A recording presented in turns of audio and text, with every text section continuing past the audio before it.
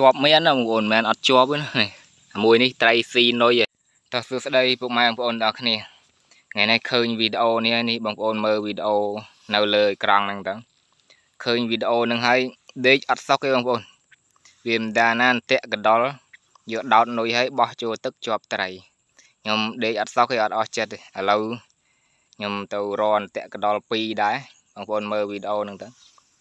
បានតាក់កដុល2យកមកដាក់សាកបងប្អូនអរគ្នាចាំមើលខ្ញុំយកមកសាកខ្ញុំដោតនុយកូនក្អាត់បងប្អូនដោតជាប់មួយកលឹះវាទៅយើងយកទៅដាក់នៅប្រឡងទឹកនោះប្រឡងវះទឹកកន្លែងនោះបងប្អូនត្រីច្រើនណាឥឡូវចាំមើលខ្ញុំសាក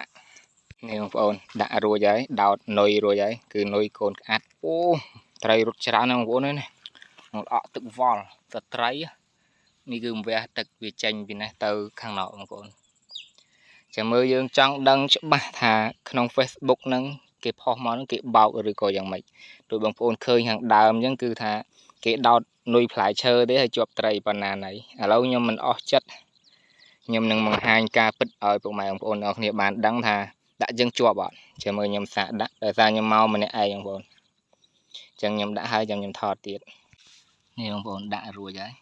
មើលដានត្រីវាឡើងទៅឲ្យឡើងខ្ទេចទឹកមកខ្ទេចផុកមកដាក់នេះនុយដែនហ្នឹងបងប្អូនឃើញនឹងនុយហើយនឹងតាក់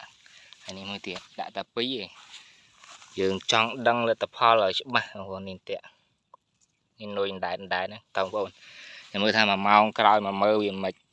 បើដាក់កន្លែងផ្សេងទៅទុកយូរហើយក្អាត់ខ្ញុំវាយងាប់អស់ហើយដោយសារយើងដោតអញ្ចឹងបើយើងដាក់រស់ស៊ីតែក្រាញ់ហើយនឹងខ្ទក់ឯងបើយើងដាក់ងាប់ស៊ីទាំងអស់ត្រីអីក៏វាស៊ីដែរបងប្អូន1ម៉ោង2ម៉ោងក្រោយមកមើលទៀតដឹងលទ្ធផលហើយព្រោះដាក់នៅវះទឹកនេះបងប្អូនឥឡូវម៉ោង7:06ល្ងាចហើយមកមើលជាប់មែនណាបងប្អូនមិនអត់ជាប់ទេណា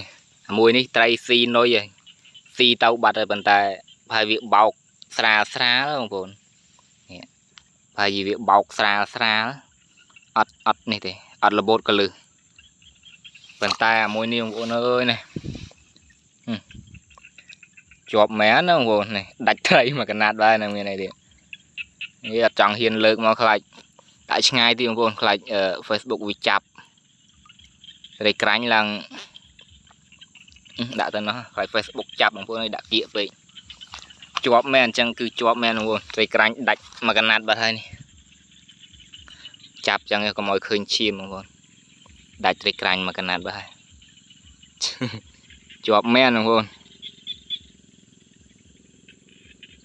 តើបងប្អូនឥឡូវគឺឃើញថាតាក់ដាក់នៅកន្លែងនេះនឹងជាប់ពិតប្រកបមែនបងប្អូនយើងអត់មានខ្ញុំអត់មានយកត្រីមកដាក់អីទេវាយឡើងចង់ដាច់ត្រីមកកណាត់គឺចំកន្លែងកកតែមកបាទឥឡូវនេះគឺរកការពិតឃើញទេបងប្អូនគឺជាប់ពិតប្រកបមែនអត់មានខ្លែងបន្លំទេបាទអញ្ចឹងបើសិនជាពុកម៉ែបងប្អូនទាំងអស់គ្នាចូលចិត្ត